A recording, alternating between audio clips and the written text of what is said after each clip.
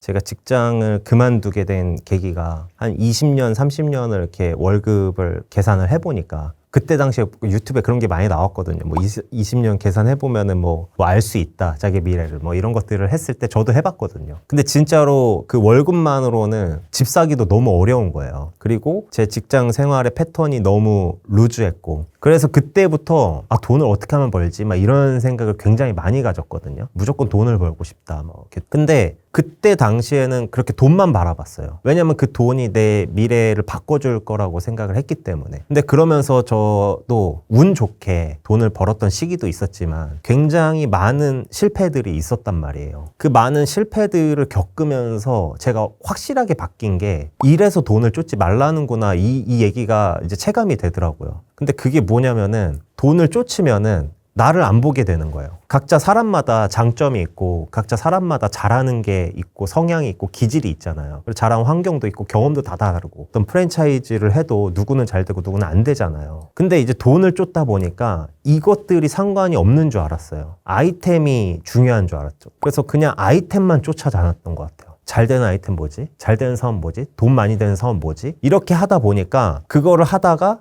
어떤 많은 요소들이죠. 뭐 나와 맞지 않을 수도 있고 내 성향에 맞지 않을 수도 있고 아니면은 내가 잘 아는 분야도 아니고 그러면 처음부터 다시 배워야 되고 뭐 이런 것들 때문에 굉장히 다 안 되더라고요. 그러니까 흔히 얘기하는 잘 되는 사업 아이템을 쫓아갔다가 대부분 다 안 됐어요. 근데 이제 그런 것들을 경험을 하면서 아이템이 중요한 게 아니고 내가 더 중요한 거구나. 내가 뭘 잘하고 그리고 내가 어디에 강점이 있고 지금 그래도 남들보다 조금 잘할 수 있는 그런 조건들이 뭐가 있나. 여기에서부터 시작을 해야 오히려 잘 된다는 거죠. 이게 돈을 쫓지 말라는 이야기구나. 오히려 이렇게 해야 더 큰 돈을 벌 수 있는 건데 돈 하다 보니까 나는 뒷전으로 하고 나의 어떤 여러 가지의 그 잠재력이나 어떤 뒤에 뒷단의 조건들, 배경들, 환경들을 배제하고 아이템만 보다 보니까 망하는 경우가 더 많다는 거죠. 그래서 예전에는 그게 무슨 말인지 몰랐는데 지금은 돈을 쫓지 말라는 게 그러니까 돈을 아예 보지 말라는 게 아니고 나로부터 시작해서 큰 돈을 벌라고 하는 말인데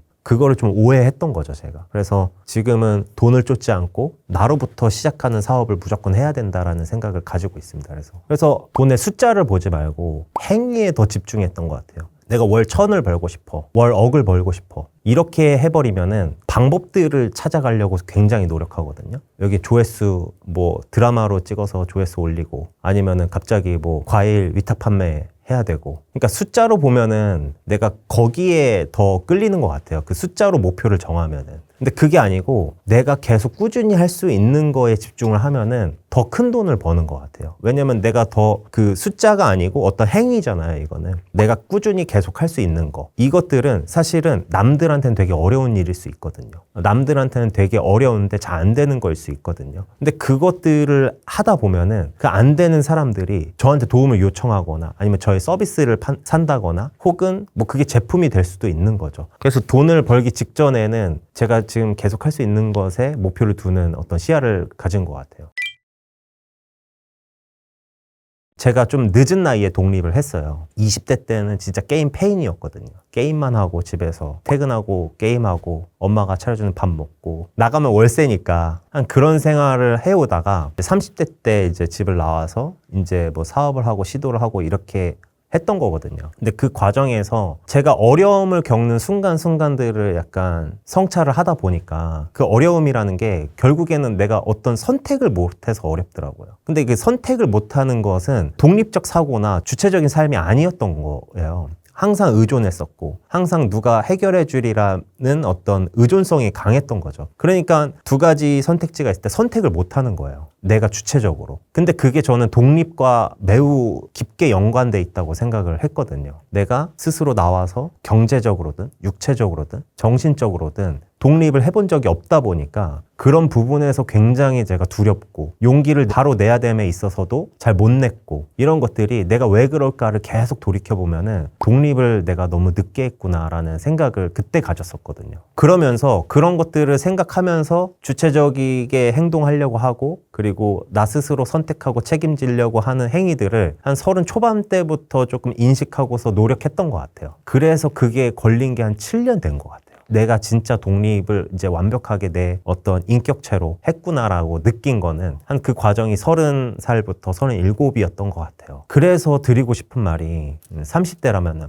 정신적으로든 육체적으로든 경제적으로든 어떻게 해서든 빨리 독립을 하는 연습을 해야 된다고 저는 생각을 해요. 왜냐면 그 부분이 삶에 있어서 굉장히 중요하고 굉장히 핵심적인 부분이라고 저는 생각을 하고 있어서, 그래서 저 주변에 어떤 20, 30대 분들한테도 제가 항상 얘기하는 게 독립을 안 하고 있으면은 독립부터 하라고 이야기를 드리거든요. 왜냐면 사업에서도 항상 문제와 선택과 그것들의 연속이기 때문에 항상 내 주체성이 무조건 있어야 되는데 그 주체성이 약해버리면은 항상 도망가거든요. 회피하거나. 그래서 항상 독립을 하라고 이야기를 드리고 있고, 지금 20, 30대인데 그래도 독립을 하고 있다. 그러면 그분들은 좀 자신을 믿었으면 좋겠어요. 그 부분에서 이미 잘하고 있기 때문에 무언가를 해도 잘 해낼 거라고 전 보거든요. 근데 우리가 더 잘하기 위해서, 더 잘하고 싶어서 갇힌 것 같아요. 그래서 독립을 하고 계신 분들이라면은 주저하지 말고 자기가 하고 싶은 일, 그리고 자기가 시도하고 싶은 거는 도전을 그냥 바로 했으면 좋겠고, 독립을 아직 못 하신 분들은 극단적인 독립이 아니더라도 내가 어떤 부모님과 같이 살더라도 그 가정 안에서도 월세를 어느 정도 부담한다든지 확실한 규율과 어떤 내가 책임지는 행동들을 하면서 독립적으로 빨리 나아갔으면 좋겠다. 뭐 이런 이야기들을 많이 드리고 싶어요.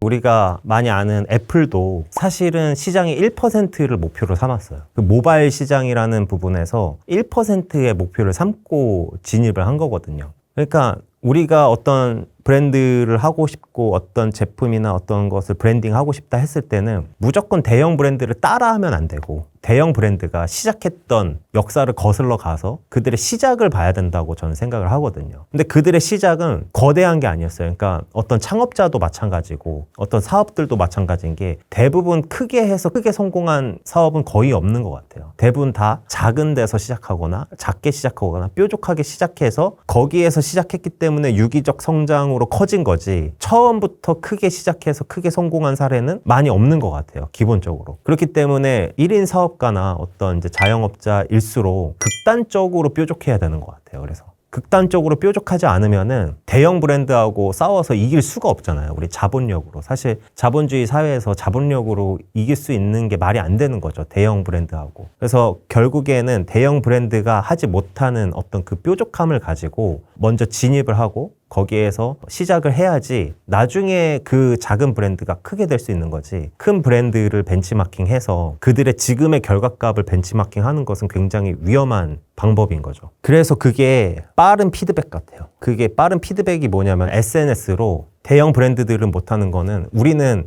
1인이고 내가 직접 운영을 할 수 있잖아요. 그런 글들이나 어떤 컨텐츠를 올려서 빠른 댓글이나 그리고 빠르게 시도하고 빠르게 실패하는 거, 혹은 빠르게 시도하고 빠르게 알리는 거, 그리고 그들한테 직접적으로 소통하는 거, 이게 사실 대형 브랜드가 하기 가장 어려운 거거든요. 그들은 시스템이 있고 구조가 있기 때문에 어떤 절차가 있고, 그리고 이렇게 어떤 거기에 집중을 하는 경우가 대부분이란 말이에요. 근데 우리는 아주 작기 때문에 오히려 제품이 완벽하지 않더라도 어떤 제품을 냈어요. 근데 어떤 피드백이 안 좋아요. 그러면 빨리 바꾸는 것도 올리라는 거예요. 그랬을 때 사람들한테 인지되는 것은 이 브랜드가 그래도 어떤 고객과의 소통을 되게 중점적으로 생각을 하고 고객의 피드백이 굉장히 빠르구나의 장점은 대기업이 쉽게 가질 수 없는 거라고 봐요. 대형 브랜드들이. 그렇기 때문에 오히려 되게 뾰족하고 작게 시작하는 게 유리하게 시작할 수 있는 거죠.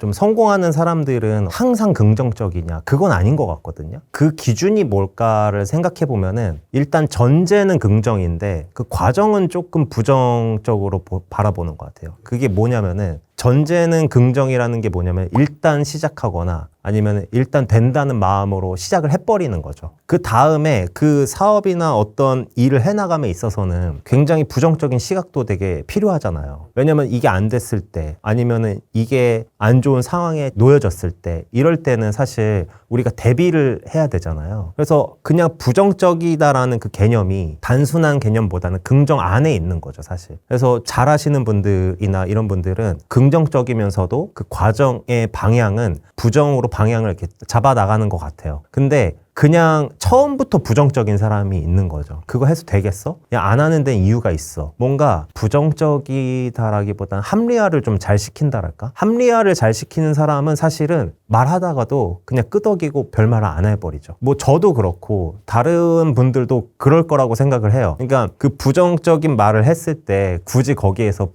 아니야 그렇지 않아 라고 받아치기보다는 그냥 그렇게 합리화를 하고 있으니 그냥 우리는 듣고 그냥 뒤 돌아서는 거죠. 그래서 오히려 합리화를 잘하는 사람들을 기피하는 것 같아요.